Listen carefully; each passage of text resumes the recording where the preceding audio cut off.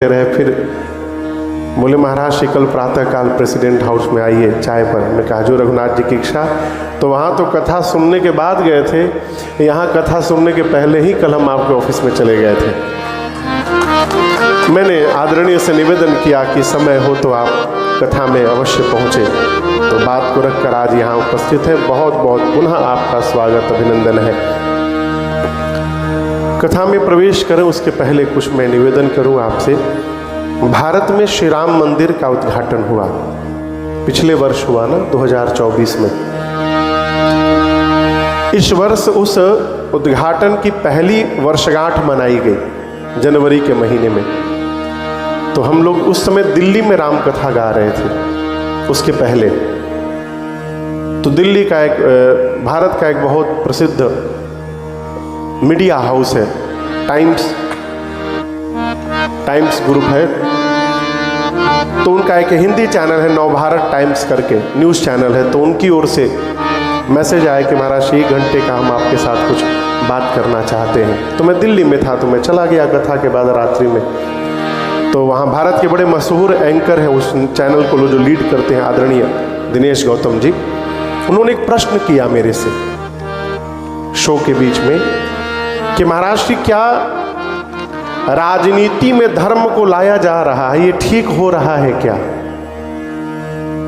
उनका प्रश्न था कि राजनीति में धर्म को लाया जा रहा है, ये ठीक है क्या? मैंने कहा भैया बिना धर्म के राजनीति हो ही नहीं सकती। जिस राजनीति में धर्म नहीं है वो राजनीति समाज को कभी लाभ दे ही नहीं सकती। आप मेरे पीछे देख रहे हैं, राम जी का दरबार है।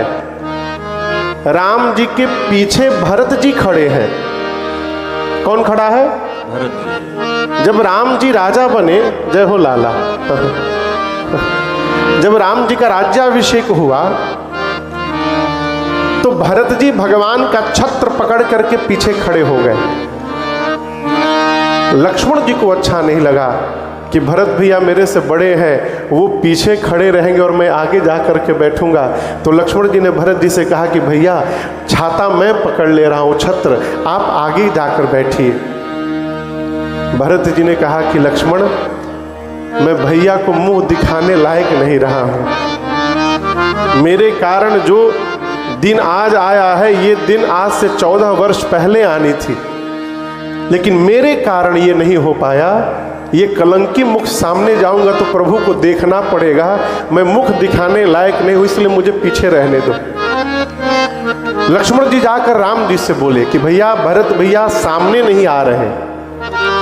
राम जी बोले सामने आने भी नहीं दूंगा मैं।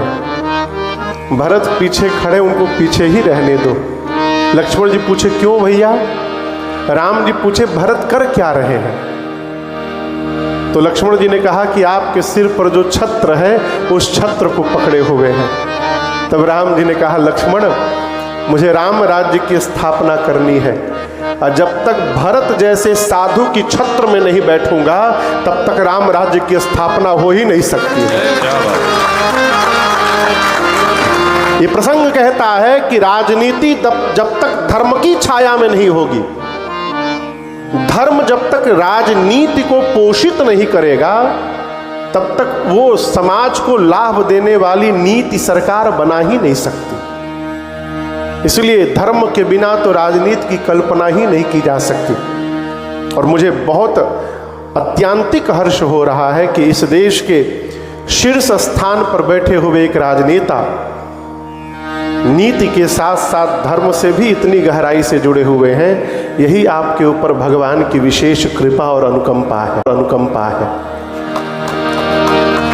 आज दिन में हम लोग आदरणीय बाबू संचित जी के परम आदरणीय पूज्य पिताजी का आज जन्म दिवस है। तो उसी अवसर पर हम लोग भैया के निज गृह पर 10 मिनट के सत्संग में बैठे हुए थे। दोपहर में अनेक प्रकार की चर्चा भई।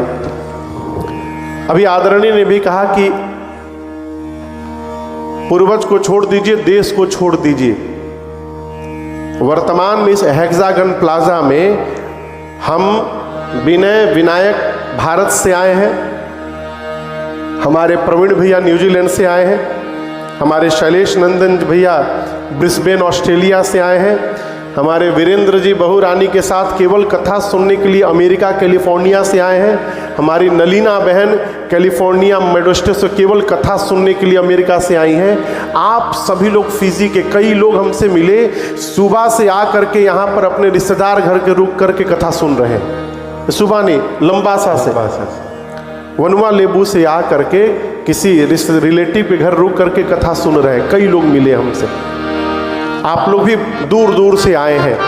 क्यों आए हैं? हम सब लोग इस हेक्सागन प्लाजा में आज बैठे हैं। क्यों बैठे हैं? इसका कारण केवल एक है, श्री रामचरितमानस। यदि ये मानस जी न होती तो न राजन यहाँ बैठे होते, न आप लोग बैठे होते, न आप लोग बैठे होते, न आदरणीय यहाँ पर आकर बैठे होते। ये मानस जी ही है जो मनुष्य को एक सूत्र में पिरो करके रखी हुई हैं। आप कभी कल्पना करिएगा, मैं एक दिन सोच रहा था, यही फिजी में ही सोच रहा था कि आपके जब पूर्वज भारत से आए होंगे तो वो और भी तो कोई सामान लेकर आ सकते थे। आप कल्पना करिए, अपनी पत्नी का गहना भी ला सकते थे, रुपया पैसा भी ला सकते थे, लेकिन पूर्वज आए तो श्री रामचरितमानस को ही लेकर क्यों आए? क्यों? मनुष्य के जीवन के लिए इससे बड़ा खजाना दूसरा कुछ नहीं है। ये मानव को मानव बनाने का यंत्र है। पहले दिन मैंने आपसे निवेदन किया, श्री रामचरितमानस जब तक मानस यानी मन में प्रवेश न करे तब तक हम मनुष्य कहला ही नहीं सकते। तो हम अपने पूर्वजों के ऋणी हैं जो भारत से आए तो अपने साथ श्री रामचरितमानस जी की प्रति को लेकर के आए, और केवल लाए नहीं, उसको generation to generation pass over भी करते गए। जो आए अपने बच्चों को हैंड ओवर किए, वो अपने बच्चों को पास किए, वो अपने बच्चों को पास किए, और जिसका परिणाम हुआ आज आप लोग ये थाती लेकर इस सभा में बैठे हुए हैं। लेकिन मैं कई देशों में घुमा हूं, मैं देखता हूं, एक खतरा आपको बताने वाला हूं। अब वही समय आई है जब सचेत होना है। किसी भी राष्ट्र को समाप्त करना हो तो कुछ न करिए, उस राष्ट्र की संस्कृति समाप्त कर दीजिए। हर राष्ट्र की अपनी आइडेंटिटी है, और जो मनुष्य अपनी आइडेंटिटी समाप्त कर दिया वो समाप्त हो गया। भले वो कितना भी बड़ा आदमी क्यों ना हो, वो पशु के समान हो गया। श्री रामचरितमानस हमारी आइडेंटिटी है, ये हमारी पहचान है। आपको गर्व होना चाहिए कि हम और आप सनातनी हैं। ये गर्व होने का विषय है।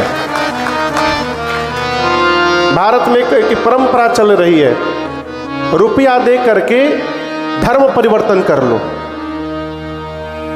ये बाहरी शक्तियां आकर के ऐसे तबके के लोगों को पकड़ती हैं जिनके पास पैसा नहीं है, जो गरीब हैं, जो वन में रहते हैं, उनको लालच देके, रुपया देके धर्म परिवर्तन कराते हैं।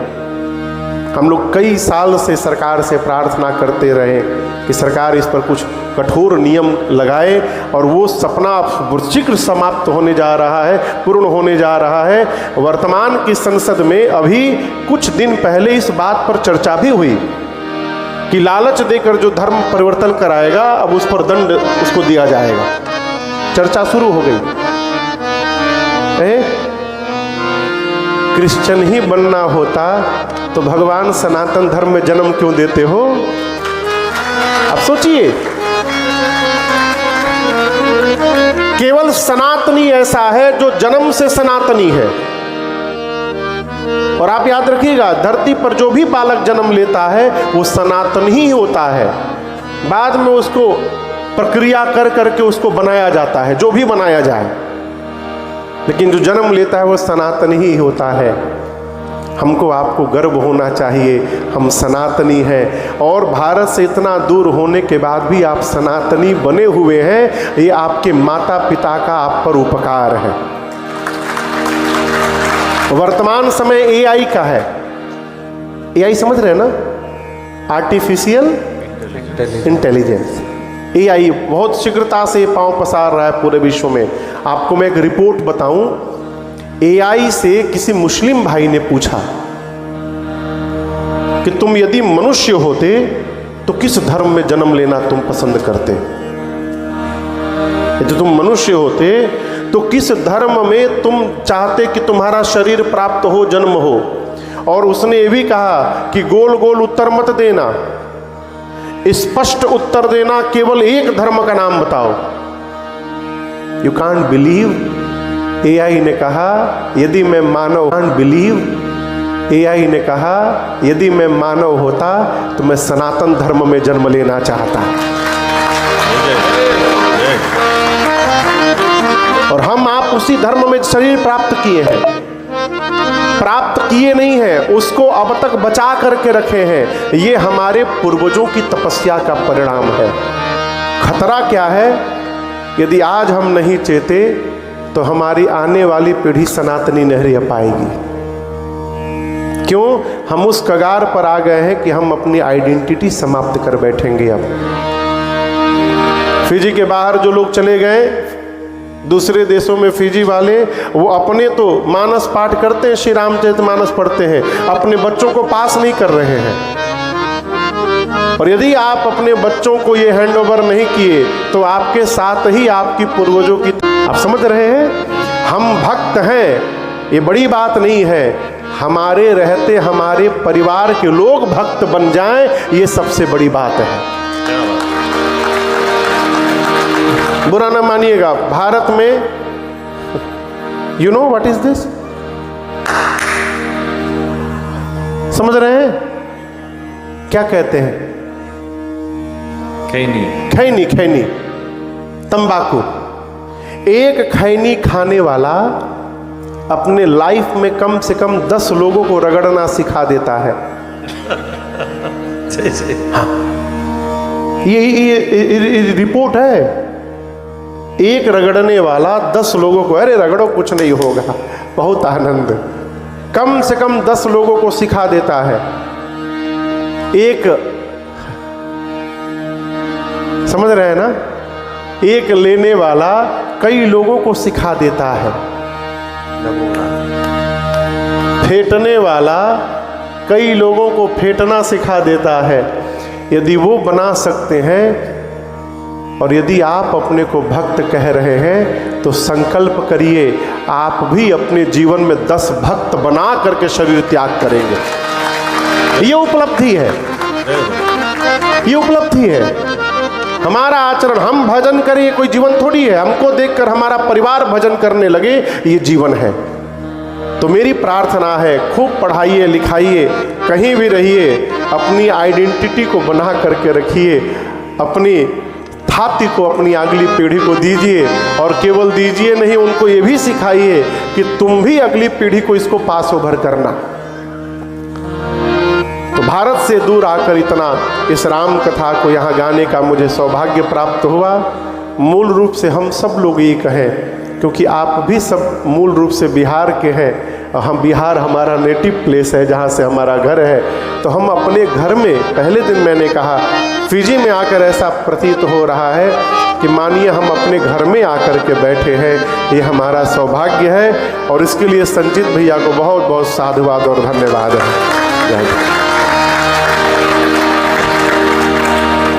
बारात तैयार हो गई है। हम लोग सीताराम विवाह महोत्सव, कल धनुष यज्ञ की कथा सुने। भगवान ने धनुष तोड़ा है।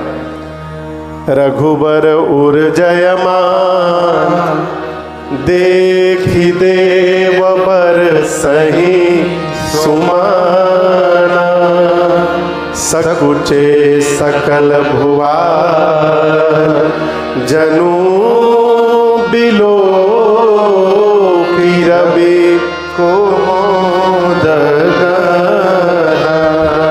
भगवान ने धनुष को भंजन किया। और दर्शन करिए, मां ने प्रभु के गले में जयमाल पहनाया। आपने कथा कल सुनी थी। अब माला पहनाने के बाद वहां 2 घटना घटी। क्या घटना घटी? देवता आकाश से पुष्प की वर्षा करने लगे। किसके ऊपर? राम जी के ऊपर। बहुत सुंदर बेटा, पूरी कथा में आंसर देता है वो बच्चा। किसके ऊपर पुष्प की वर्षा करने लगे? राम जी के ऊपर। और जितने राजा आए थे जिनसे धनुष हिला नहीं था, सबके चेहरे उतर गए। सकुचे सकल भुआ जनु बिलो की रवि खोद गना। देखिए, देवता कहीं आकाश से नहीं आएंगे, किसी दूसरे के विकास को देख करके हम प्रसन्न हो रहे हैं, यही देवत्व भाव है। ये इजी प्रोसेस नहीं है भैया। आदमी चेहरा के सामने तो हंसता है, बहुत सुंदर, आप प्रोग्रेस कर रहे, बहुत सुंदर। भीतर क्या चलता है तो रघुनाथ जी जानते हैं। भीतर क्या स्थिति रहती तो भगवान ही जान रहे हैं। यदि आप किसी की प्रोग्रेस को देख करके प्रसन्न हो रहे हैं, यही आप पर भगवान की कृपा है, यही देवत्व भाव है। जितने राजा थे सबके चेहरे उतर गए। सभी राजा कहने लगे, धनुष तोड़ने से क्या होगा, हमारे रहते इस कन्या से विवाह कौन कर लेगा, पकड़ लो दोनों बच्चों को। लगे गाल बजाने। तब तक उसी समय परशुराम जी पहुंच गए। कौन आ गया? परशुराम। परशुराम जी आकर जनक जी से बोले, जनक, आपको बताऊं उस समय एक नियम था, कथा का परमिशन लिया गया है। यहाँ परमिशन होता है? अच्छा, परमिशन नहीं होता। अच्छा ठीक है। हमारे भारत में परमिशन लेना पड़ता है, न्यूजीलैंड में वहाँ भी नहीं लगता, ऑस्ट्रेलिया में। अच्छा, तब तो बहुत बढ़िया है वो। हमारे इंडिया में परमिशन लगता है, भारत में परमिशन लेना पड़ता है। फायर का परमिशन, पुलिस का परमिशन, वहाँ सिक्योरिटी भी है ना, बहुत गैदरिंग बहुत ज़्यादा होती है, 20,000-25,000 लोग होते हैं। तो उस समय नियम था कि धरती पर कोई भी क्षत्रियों का सम्मेलन यदि कराए तो उसको पहले परशुराम जी से एनओसी लेनी पड़ती थी। परशुराम जी जब तक एनओसी नहीं देते थे, नो ऑब्जेक्शन सर्टिफिकेट, तब तक क्षत्रियों का सम्मेलन नहीं होता था। लेकिन आज मिथिला में देश देश के राजा आए। अब परशुराम जी को कानों कान खबर नहीं। पूछे, जनक, आज तुम्हारी सभा में इतनी भीड़ क्यों है राजाओं की? जनक जी ने सब बता दिया। मेरी बिटिया का विवाह होने वाला है, स्वयंवर था, स्वयंवर में शिव जी का धनुष ही केंद्र में रखा गया था। जैसे जनक जी ने बताया, परशुराम जी ने देखा टूटा हुआ धनुष, उनका क्रोध और भड़क गया, पूरा शरीर कांपने लगा। बोले, हे जड़ जनक, जिसने भी शिव के पिनाक को तोड़ा है उसको निकाल करके बाहर करो, निकाल करके बाहर करो, नहीं तो जहां तक तुम्हारी राज सत्ता है वहां तक की धरती पलट दूंगा अभी। अब पूरी सभा कांपने लगी। अब क्या होगा? जिन जिन राजाओं से धनुष हिला भी नहीं था, सारे राजा खड़े हैं ना। एक राजा अपने बगल के राजा से बोला, तुम क्या जानते थे, हम तोड़ नहीं सकते थे, हमारे में बल नहीं है, हम कमजोर हैं। हम जानते थे टूटने के बाद ये बवाल होने वाला है यहाँ पर, हम पहले ही जान गए थे, इसलिए हम गए नाटक करके चले आए, कौन आफत मोल ले। हम मन में अपने भगवान से बोले, जय हो प्रभु, बचा लिया हमको। यदि हमसे टूटा होता तो आज ही बाबा जी हमको तोड़ देते। राम जी आगे आकर बोले, नाथ शंभु धनु भंजनिहारा, नाथ शंभु धनु भंजनिहारा, होई केहू एक दास तुम्हारा, होई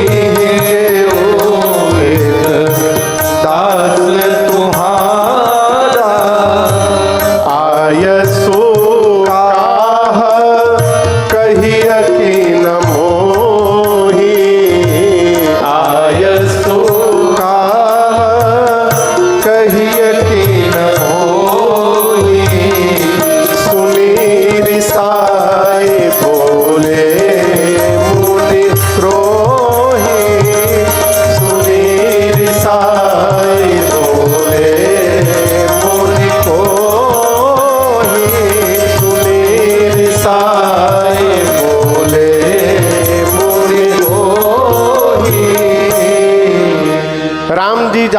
प्रणाम किए परशुराम जी को, और आप राम जी की भाषा देखिए।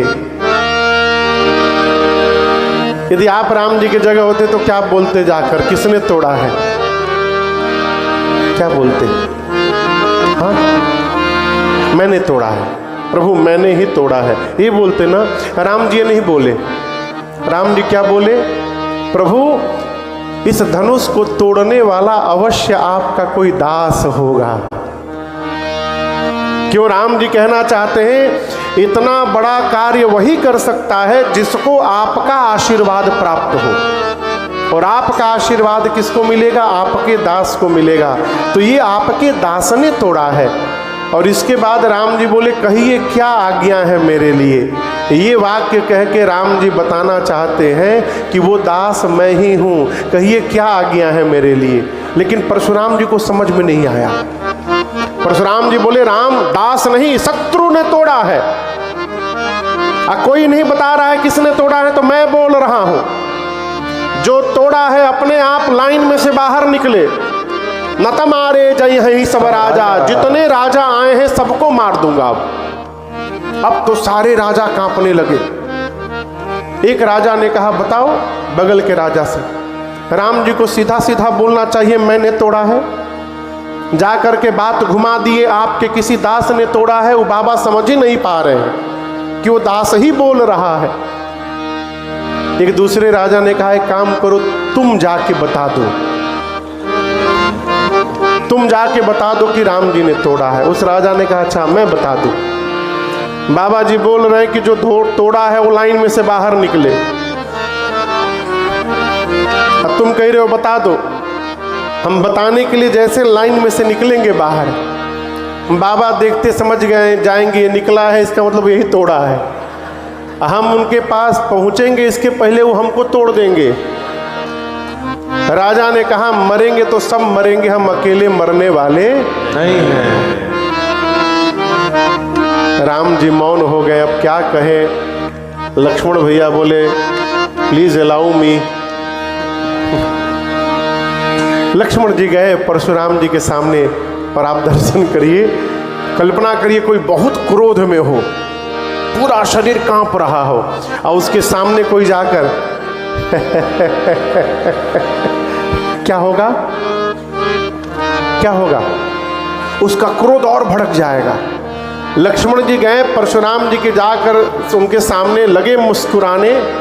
अब बोले, आप धनुष टूटने के बाद ही आए हैं, लेकिन ये बताइए, यदि आप धनुष टूटने के बाद ही आते हैं तो मैं बचपन में रोज एक धनु ही तोड़ देता था, बहुत धनु ही तोड़ी लड़िकाई, लेकिन आज तक आप कभी नहीं आए उस समय। लगता है कोई स्पेशल धनुष था ये। इस धनुष पर इतना प्रेम क्यों है आपका? परशुराम जी अपना फरसा निकाल लिए। बोले, बालक जान के तुझे नहीं मार रहा हूं, बालक जानकर। शंकर के पिनाक की तुलना तू छोटी सी धनु ही से करता है।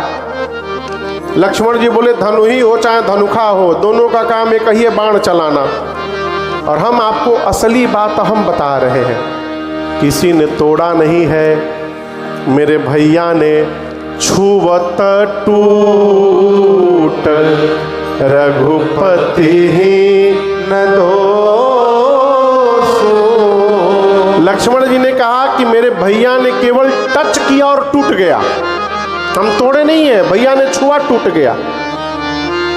परशुराम जी का क्रोध 7वें आसमान पर। राम जी को कहना पड़ा अंत में, मुनिवर, मेरा अपराध जितना बड़ा नहीं है उससे बड़ा आपका क्रोध हो गया है, और आप युद्ध की बात करते हैं तो मेरी बात भी सुनिए। हम रघुवंशी हैं, कालहु डर ही नरन रघुवंशी। हम युद्ध के मैदान में काल से भी नहीं डरते हैं, लेकिन काल से भी लड़ने वाला राम आज परशुराम से नहीं लड़ेगा। क्यों? आप ब्राह्मण हैं, और जो ब्राह्मण में निष्ठा बना के रखता है वो पूरे संसार में निर्भय होकर रहता है, इसलिए हम आपसे लड़ेंगे नहीं। परशुराम जी सोचे, ब्राह्मण में इतनी निष्ठा, भगवान को छोड़कर दूसरा कोई नहीं हो सकता। परिचय जब मिला है राम जी का, 9 बार परशुराम जी ने जय जयकार किया है, और प्रणाम करके क्षमा मांग करके वापस तपस्या करने चले गए। परशुराम जी के जाने के बाद विश्वामित्र जी ने जनक जी से कहा, महाराज देखिए कि निवेदन करो, यहाँ बड़ा सांकेतिक एक उपदेश दिया है गोस्वामी जी ने। किसी के भी घर में जाकर स्वयं फूफा नहीं बनना चाहिए। आप समझ रहे मेरी बात को? किसी दूसरे के घर में यदि आप गए हैं तो स्वयं को डायरेक्शन नहीं देना चाहिए, ऐसा कर लो वैसा कर लो, इसको भेज दो उसको बुला लो, नहीं करना चाहिए। क्या करना चाहिए? यदि आपसे कोई पूछे भी तो आपको कहना चाहिए कि आप अपने पिताजी से पूछ लीजिए, अपने गुरु जी से पूछ लीजिए, आपके घर में जो बड़े हैं उनसे पूछ करके वो जो आज्ञा दे उसका पालन करिए। विश्वामित्र जी ने कहा जनक जी से, आप अपने घर के श्रेष्ठ जनों को बुलाइए, ब्राह्मणों को बुलाइए और अपने गुरु जी को बुलाइए, और वो आपको जैसी आज्ञा देते हैं आगे उसका पालन करिए। जनक जी ने मंत्रणा की, विचार हुआ कि दूतों को पत्र देकर अयोध्या भेजा जाए, जिससे महाराज दशरथ बारात लेकर आवे और धूमधाम से विवाह किया जाए। दूत अयोध्या पहुँचे, जाकर दशरथ जी को पत्र दिए सभा में। महाराज जब पत्र पढ़े गदगद हो गए हो, तुरंत बताने के लिए गए। किसको बताने के लिए गए होंगे? गुरुजी। बताने के लिए गए होंगे गुरुजी। हाँ, आपको यदि पता चल जाएगा, आप ऑफिस में हैं और ये सूचना आपको मिल जाती, तो आप सबसे पहले किसको बताने जाएंगे? क्या बोलिए सर? आज का आदमी पत्नियों को बताने जाएगा।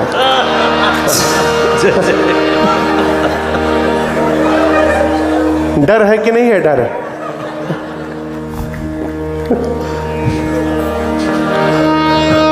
कौन बोले हैं? एक कौन? आप बोले? अच्छा, साथ में आई है क्या?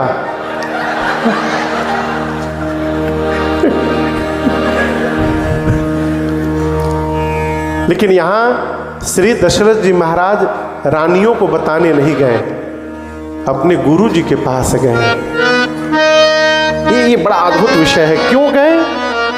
क्योंकि दशरथ जी सोचने लगे, मैं तो राम लक्ष्मण को देने से मना कर दिया था, नहीं दूंगा मैं राम लक्ष्मण को। विश्वामित्र जी को मना कर दिए थे। गुरुदेव ने समझाया कि आप राम लक्ष्मण को दीजिए।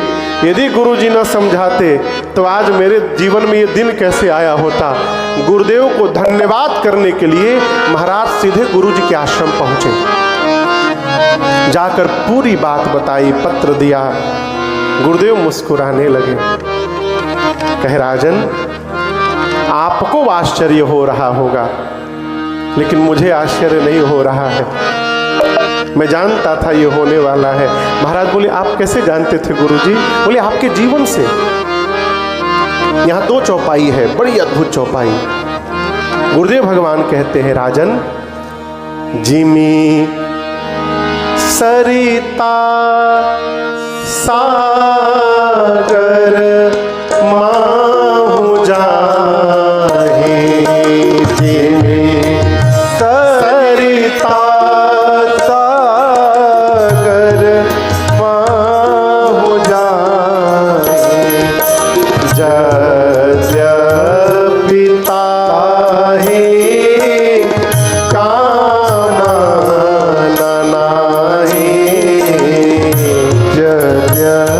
be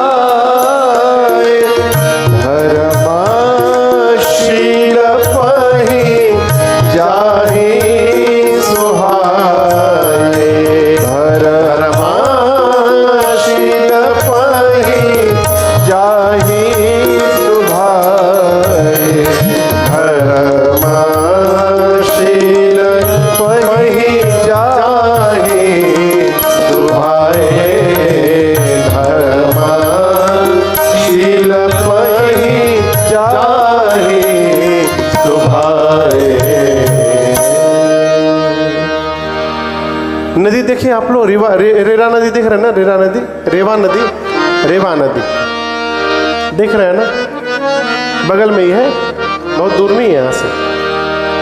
कहाँ से निकली है रेवा नदी?